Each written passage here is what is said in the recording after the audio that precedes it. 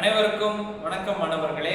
இன்றைக்கு நம்ம காணக்கூடிய தலைப்பு பார்த்தீங்கன்னா புலி தங்கிய குகை அப்படிங்கிற ஒரு தலைப்பு. அதாவது இந்த பாடலை எழுதினது யாருன்னு பார்த்தீங்க அப்படின்னா காவற்பெண்டு அப்படிங்கிற ஒரு சங்ககால பெண்பால் புலவர் தான் இந்த புலி தங்கிய குகை அப்படிங்கிற பாடலை எழுதியிருக்கிறாரு. புறநானூறு அப்படிங்கிறது உங்க எல்லாத்துக்குமே தெரியும். 8 தொகை நூல்களில் ஒன்றுதான் இந்த புறநானூறு. அந்த புறநானூற்றுல ஒரே ஒரு பாடலை எழுதியிருக்கிறாங்க. அதுதான் இந்த புலி தங்கிய குகை என்கின்ற பாடலை இவங்க எழுதியிருக்கிறாங்க. பிறகு சோழ மன்னனான கோரவை கோப்பெரு நற்கிள்ளி அவருடைய செவிலி தாயாகவும் இருந்திருக்கிறாங்க. அதாவது வீரத்திலும் தீரத்திலும் அது மட்டும் இல்லாம கல்வி தேர்ச்சியும் கவிபாடும் திறனும் பெற்றவர் தான் இந்த காவற்பெண்டு என்கின்ற சங்ககால பெண்பார் புலவர்.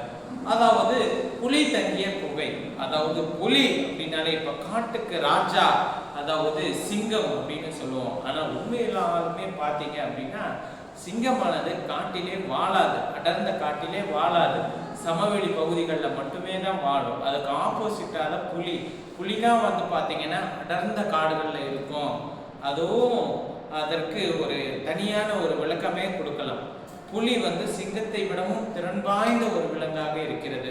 புலி தங்கிய குகை அப்படின்னு இந்த ஆசிரியர் எதை சொல்றாங்க அப்படிங்கிறத நம்ம பார்க்கலாம். அதற்கு முன்னதாகவே போர்க்களத்துக்கு போறதுக்கு ஒவ்வொரு வீட்டுக்கும் ஒவ்வொரு பிள்ளைகளும் போவாங்க. அந்த காலத்துல பாத்தீங்கன்னா நம்ம தமிழர்களினுடைய வீரம் என்று சொல்லக்கூடியதே அதுதான்.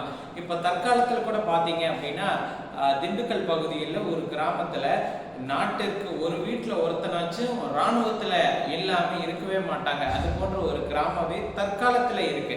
சங்க காலத்துல பாத்தீங்கன்னா அது போலவே எல்லோரும் திறமை வாய்ந்தவர்களாக இருந்தாங்க, வீரம் மிக்கவர்களாக இருந்தாங்க.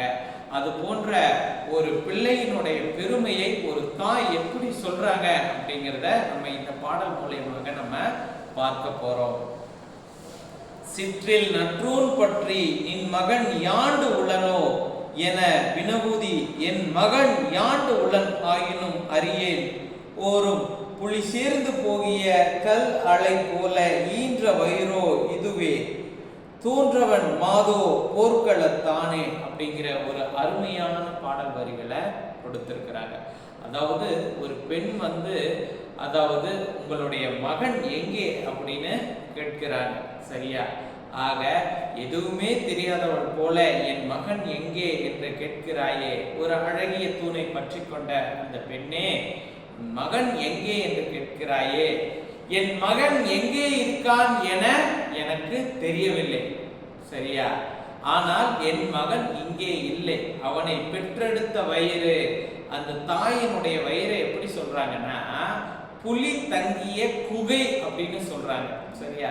நம்ம எல்லோருமே அம்மாவினுடைய வயிறில் இருந்தானே வந்திருப்போம். அதே போலதான் புலி தங்கிய குகை இங்கே இருக்கிறது. சரியா? அவங்களுடைய வயிறு புலி தங்கிய குகை அப்படின்னு சொல்றாங்க. இங்க புலி அப்படின்னு யார சொல்றாங்க? அந்த தன் மகனை வீரனை சொல்றாங்க. இங்கு இல்லை, அவன் எங்கு இருக்கிறான் என எனக்கு தெரியவில்லை. அவன் போர்க்களத்திலே இருக்கக்கூடும், அவனை அங்கே போய் நீ பார் அப்படின்னு அந்த பெண்ணிடம் அந்த பெண்பார் புலவர் வந்து அருமையாக சொல்றாங்க. இப்போது அந்த ஆண்மகனினுடைய வீரம் எப்படி இருக்கு அப்படிங்கிறத அந்த தாய் எப்படி எடுத்துரைத்தாங்க அப்படிங்கிறத நம்ம அருமையாக பார்த்தோம். மீண்டும் ஒரு முறை பார்க்கலாம். சிறு அளவிலான என் வீட்டின் தூணை பற்றி கொண்டு ஏதும் அறியாதவள் போல் நீ உன் மகன் எங்கே என கேட்கிறாய். என் மகனோ எங்கு இருக்கிறான் என எனக்கு தெரியவில்லை. ஆயினும் புலி தங்கி சென்ற குகை போல அவனை பெற்றெடுத்த வயிறு என்னிடம் உள்ளது. அவன் இங்கில்லை, போர்க்களத்தில் இருக்கக்கூடும். ஆகவே பெண்ணே, நீ அங்கே போய் அவனை பார் அப்படின்னு அந்த பெண்பார் புலவர் சொல்லி இருக்கிறாங்க. ஆக ஒரு தாய் வந்து தன்னினுடைய மகனினுடைய வீரத்தை எப்படி உரைத்திருக்கிறாங்க அப்படிங்கிறதற்கு இதுவே ஒரு சான்றாக இருக்கிறது. இது மட்டுமல்லாமல் அதாவது செவிலி தாயாக இருந்திருக்கிறாங்க அப்படின்னா அவங்க வந்து அவங்களுடைய பெற்ற அன்னை விடவும் செவிலித்தாய் வந்து தன்னுடைய மகனை வந்து என்ன பண்ணியிருப்பாங்க அப்படின்னா நல்லா பார்த்து இருப்பாங்க. தன்னுடைய பெற்ற தாய்க்கு கொடுக்கின்ற மரியாதையை விடவும் செவிலித்தாய்க்கு கொடுப்பாங்க அந்த காலத்துல அப்படிங்கிறத நம்ம தெரிஞ்சுக்க முடியுது. மாணவர்களே, இது போன்ற ஒரு அருமையான பாடலோட நம்ம அடுத்த வகுப்பிலே சந்திக்கலாம். நன்றி.